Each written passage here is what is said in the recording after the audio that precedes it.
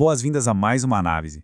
Hoje a gente vai mergulhar de cabeça num texto filosófico e psicológico que, olha, vira totalmente de ponta cabeça a nossa compreensão sobre o sofrimento. A ideia aqui é desconstruir o famoso sexto pedido do Pai Nosso, aquele não nos deixeis cair em tentação, mas por um ângulo completamente inesperado.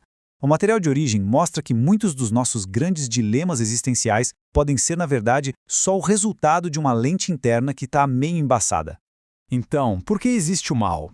É uma daquelas perguntas esmagadoras, certo? Tem tirado o sono de pensadores e filósofos por séculos a fio. É uma verdadeira barreira intelectual. A nossa mente logo assume que, se a realidade tem dor, então deve ter alguma falha enorme na própria estrutura do universo. Mas o texto que a gente está explorando convida a dar um passo atrás e questionar a validade dessa pergunta tão famosa. E isso nos leva direto ao nosso primeiro grande ponto: a guerra interior. A paz com Deus versus a paz com os instintos.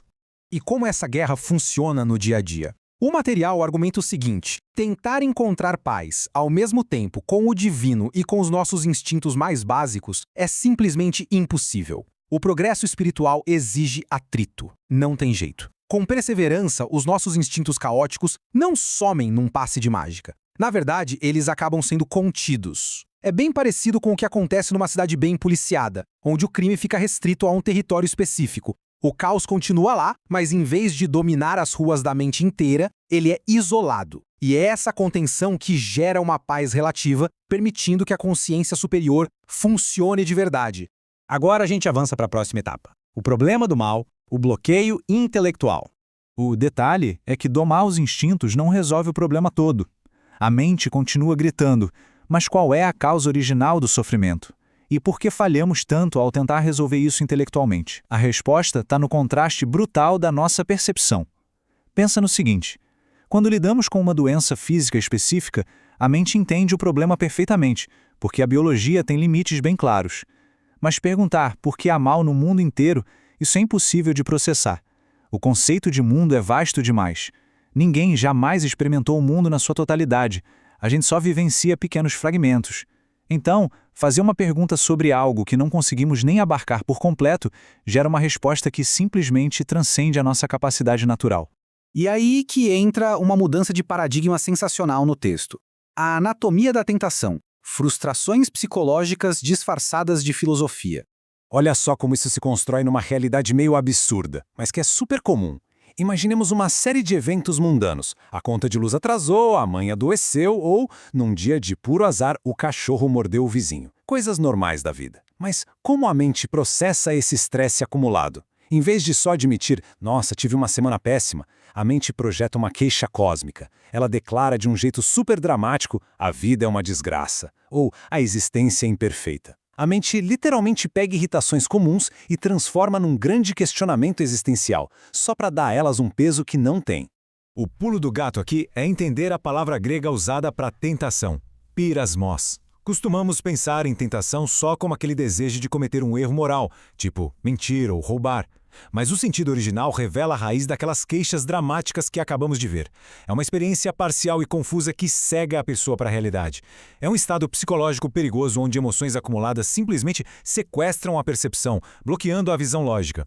Aquele pedido "não nos deixeis cair em tentação" é, no fundo, um apelo brilhante por clareza mental contra essas ilusões. Para deixar isso bem claro, o autor usa uma analogia simplesmente fantástica. Imaginemos um astrônomo olhando as estrelas pelo telescópio. De repente, ele nota uma anomalia na cor de uma galáxia inteira. Ele passa horas tentando explicar aquela distorção cósmica com teorias mirabolantes, sem perceber que tem uma mancha de sujeira na lente do equipamento. A nossa psique é exatamente esse filtro. Se ela está cheia de frustrações, o universo inteiro parece obscuro e mau. É uma verdadeira epifania perceber que o problema nunca esteve nas estrelas, mas sim na lente. E para consertar esse telescópio interno, entramos na próxima etapa: cultivando a pureza de coração, limpando a lente. A estratégia mais rápida e eficaz para quebrar de vez essa ilusão de que o mal domina tudo é forçar a mente a fazer uma pergunta espelho. Por que existe o bem no mundo? Quando o intelecto bate de frente com essa questão de forma genuína, ele é obrigado a separar o que é investigação filosófica real daquela montanha de bagagem pessoal. Afinal, se só existe o caos, como explicar a presença tangível de coisas boas, belas e perfeitas? É por isso que a pureza de coração, na sua essência intelectual e contemplativa, acontece quando a gente retira completamente as frustrações pessoais dessa busca pela verdade objetiva. Não é só sobre ser moralmente bom. É a clareza intelectual suprema alcançada quando a pessoa para de usar questões existenciais gigantescas como válvula de escape para problemas do dia a dia. Quem tem o coração puro olha para o dilema do mundo sem deixar que o próprio estresse dite as regras da realidade. Esse estado cristalino prepara o terreno para o estágio final da nossa exploração, o dom de inteligência, enxergando a fonte da realidade. Com o coração puro e as projeções psicológicas deixadas para trás, o intelecto finalmente se abre para receber o que o texto chama de dom de inteligência, ou dom do entendimento. E o material deixa bem claro, não é algo que se consegue só com muito esforço mental. É uma iluminação que destrava a nossa percepção universal. Ela mostra que tudo que foi criado, as árvores, as estrelas, a biologia humana, são essencialmente receptáculos vazios. O universo material não tem uma existência inerente própria. Toda a realidade é um influxo contínuo, uma doação de existência que vem de uma fonte única. Deus é percebido então como o único operador real de tudo que existe. Isso dissolve intelectualmente aquele problema do mal, porque tira o foco das coisas falhas da natureza e transfere para a constância e perfeição do Criador, que sustenta tudo a cada instante. Essa sequência mapeia perfeitamente a ascensão descrita no texto. Primeiro, superar a tentação das emoções parciais e confusas. Isso leva direto ao cultivo de um coração puro, livre de ilusões. Esse estado atrai o dom de inteligência, que capacita a mente a perceber a doação constante de ser ao universo. E, finalmente, esse caminho todo desemboca no estado contemplativo supremo, ver a Deus, enxergando a causa original por trás de toda a fumaça do mundo natural. Para encerrar essa análise, as linhas poéticas do final do material trazem uma reflexão profunda.